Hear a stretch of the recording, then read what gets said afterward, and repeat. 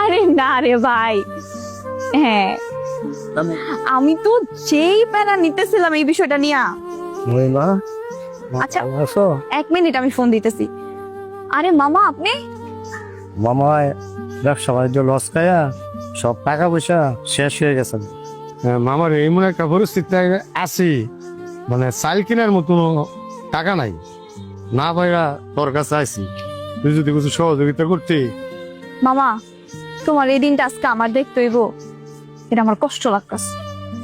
সেই কিছুদিন আগেও তো কত কত টাকার মালিক ছিলা তুমি। আসলে টাকা যখন ধরা দেয় না মামা, তখন সেটারে সঠিকভাবে আগলাই ধরা লাগে। যখন টাকা ছিল তখন অযথা অজায়গায় এদিকে 50,000, ওইদিকে 50,000, এদিকে 1 লাখ টাকা, মানে টাকারে কাগজ মনে করে উড়াইছো, টাকা মনে করো নাই। নামের পিছনে টাকা নষ্ট করছো মামা, কাজের পিছনে না। আত্মীয় স্বজন করেও তো দেখো নাই। যদি আত্মীয় স্বজন করেও দেখতা, তাহলে সেই আত্মীয় স্বজনরাও না স্বাবলম্বী হইতো।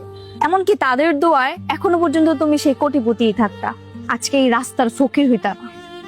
মনে আছে মামা, আমি যে তোমার কাছে গেছিলাম? শোনো আলী, বাজার থেকে টাকাটা তুলে নিয়ে আসো। আচ্ছা ঠিক আছে। আসসালামু আলাইকুম কাকা। ওয়ালাইকুম সালাম। কাকা শুনলে ভালো নি? ভালো ভালো আছেন? কাকা খেলার তারিখটা বলাইতাম, আপনি তো না জিগায় ধর খেলার তারিখ ফেলাইতারি না। চিন্তা করার দরকার কি, 3 তারিখে ফেলাই দাও। হ্যাঁ বাবারা, তোমার দরকার 5,000 টাকা দিছি, আমার ছবিটা একটু বড় করে দিও ব্যানারও, আর দরকার 25,000 টাকা দিব। আলহামদুলিল্লাহ কাকা। খুশি লাভ, খুশি হইলাম অনেক। কাকা কোন কি বড় করে দিব, মানে এত বড় করে দিব আমরা ছবিটা? ঠিক আছে, খুশি হইলাম। কাকা তো জায়গা তাহলে। আসসালামু আলাইকুম। ওয়ালাইকুম সালাম। মামা আসসালামু আলাইকুম। ওয়ালাইকুম সালাম। ভালো আছেন মামা? হ্যাঁ ভালো আছি। মামা আমি খুব বিপদে পড়ে আপনার কাছে আইছি মামা। মামা আমার স্বামীর শরীরটা অনেক খারাপ, হসপিটাল ভর্তি মামা। কিছু টাকা যদি দিতেন আমার অনেক উপকার হইতো। আমি না পাইলে আপনার কাছে আইছি। মা ব্যবসা বাণিজ্যের অবস্থা ভালো না, এখন আমি তোর টাকা পয়সা দিতে পারতাম।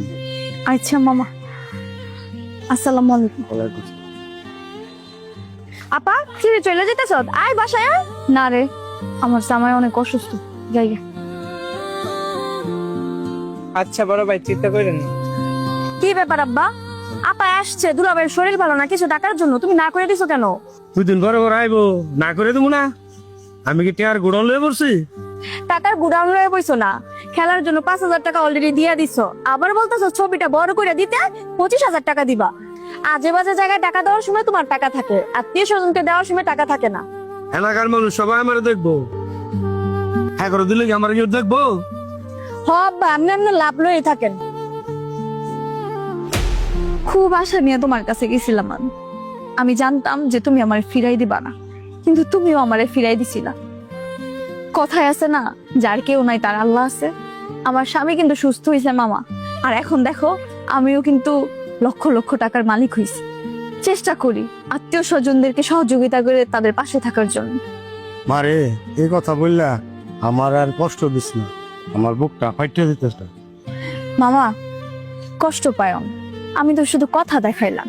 আর তুমি টেনশন করো না, তুমি জামাই বাড়িতে আয়ু, আমি তারে কইয়া তুমি ব্যবস্থা করে দিন না। ঠিক আছে না, আমি চল। মামা খারান, চইলা যাইতাছেন কেন মামা? ভালো আছো?